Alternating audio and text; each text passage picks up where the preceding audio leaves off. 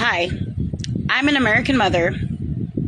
I love this country and I respect legal foundations of our republic, and I believe with all my heart in sacred rights and guaranteed to every family under God and protected by the Constitution of the United States.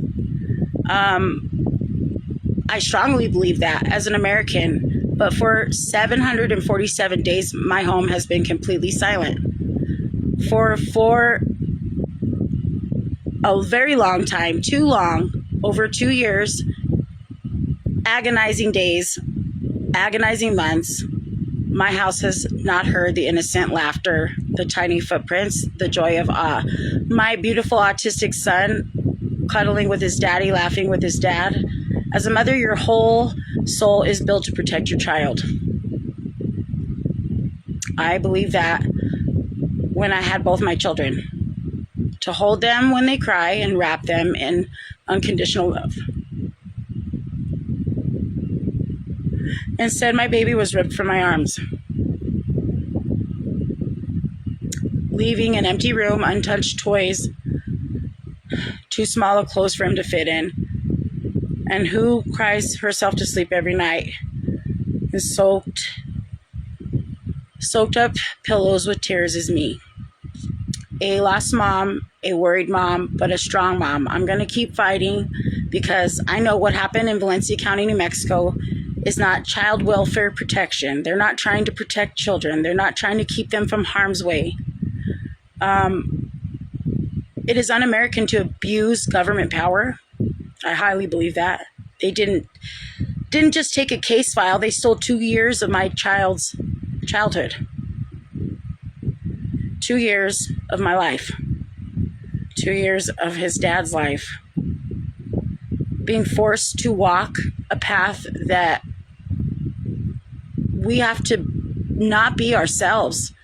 Monitored, treated like we're abusers, neglectors, can't speak, can't act on how we feel. We can't bring our son anything that is sentimental. We can't make him feel a little bit special because we have the resource parents that don't even leave the visitation places. When they drop them off, they sit right outside the visitation places. And they sit there and they bribe our son with stuff. And the only time he's ever wanted to leave visits is because they have stuff waiting for him in the vehicle.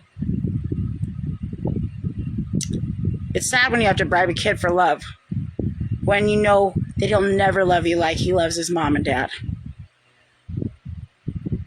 Rosemary is wrong for kidnapping our son for money, for a paycheck, claiming she loves him, but she hurts him. She hurts her brother, his dad. How are you going to do that to a parent? How are you going to do that to a child? What happened in Valencia County is completely un-American. It's beyond government power and abuse. They didn't take a case file. They did not. They took paychecks. They took incentives. They took vacations. They don't even think twice about how we're feeling in these court hearings that are supposed to last 3 hours, give us every chance to speak on our behalf, on ourselves, on our family unit, and dismiss. Our thoughts are dismissed. Our voices are dismissed. Quite frankly, our rights are stomped on, not only by CYFD, but the judge. Judge Alan Smith just does not care other than that he has rights over my family and he is getting paid to adopt my son out. And the GAL, the attorney for my son, knows of the hematomas, knows of the injuries, knows of all of this, and has not mentioned one time in one court hearing. What about the injuries? No, she's quick to stand up there and say adoption. After reunification was granted, she was the first one at the review hearing to stand up and say adoption. Can't tell me they don't work together. It's not legal. If you glance through my case file, you'll see impeccable, disgusting, evil misconduct, fraud, perjury, forgery. My sister-in-law, Rosemary, filed a false police report to trigger an involuntary hold to get me into a psych ward so she could get me for abandonment, because I wanted to homeschool my son because he's autistic, and I know him more than anybody. His dad knows him more than anybody. That's our right to choose how we take him or how we want to and start him in school. That's our right.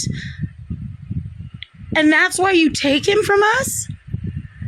Our visit yesterday was like God beamed down on us. The new monitor there, she's new. She was speaking freely. Just her son's autistic. That's why they put her with us. I was biting my tongue. She was, were you scared to put a Mantium in school? Because honestly, my son hasn't started school yet. And I just want to keep him home for the first year. That's exactly what I told my sister-in-law word for word.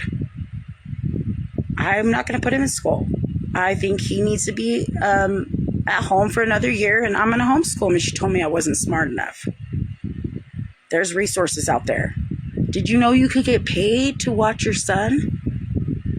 That's where it went out the window, and I realized her intentions. And she had all of Valencia County to back her up. Officers, the investigator, the poor investigator. So I had called dispatch for a police escort after being medically cleared through all my assessments at Caseman after this false police report. I went to go get my son, and they took her side.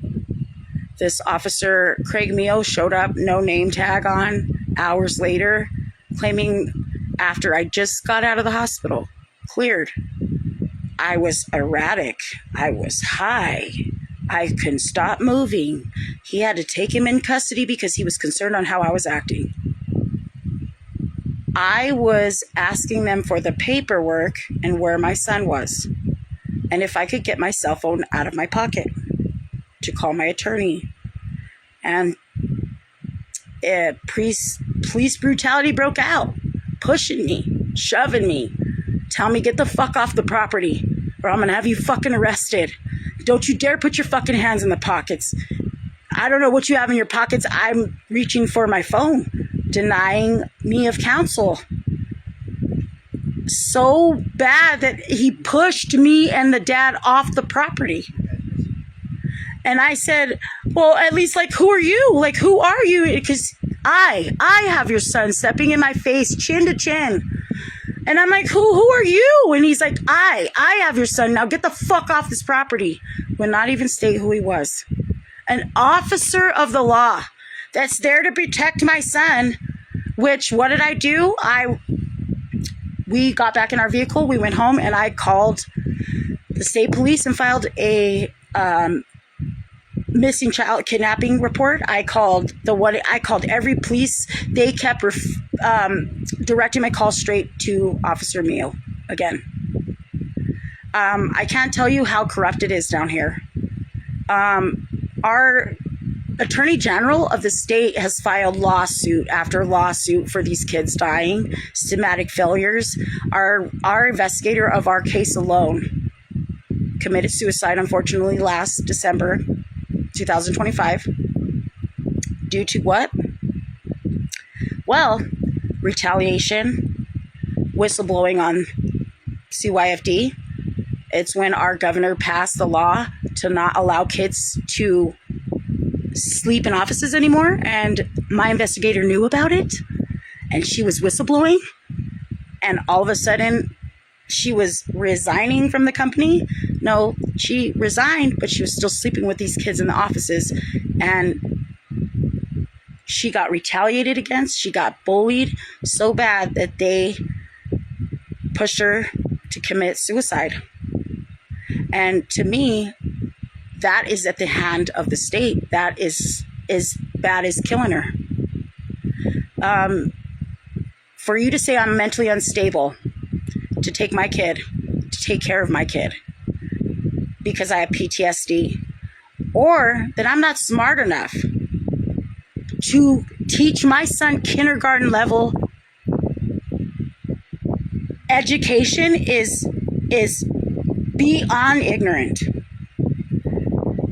I wouldn't even have gone as far as I would have forgave her if they would have just not violated my due process. Every public defender we've had, oh, I'll scream on the rooftop for you. I will go up against CYFD. But what's the best chance that we have? Go up against them for a few months and we get them back? Because we need to know. He says the best chance you have is do what they say and he'll come home in a few months. It's been over 2 years. We are July 31st, 2026, and my son was taken July 15th, 2024. Just 5 days after his 5th birthday.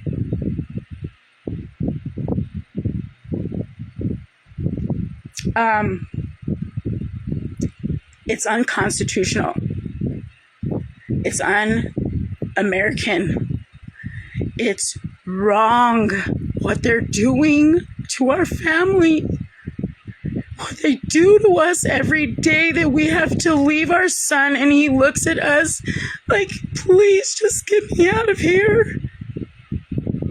I can't tell you, but I can definitely show you that I'm not going to give up.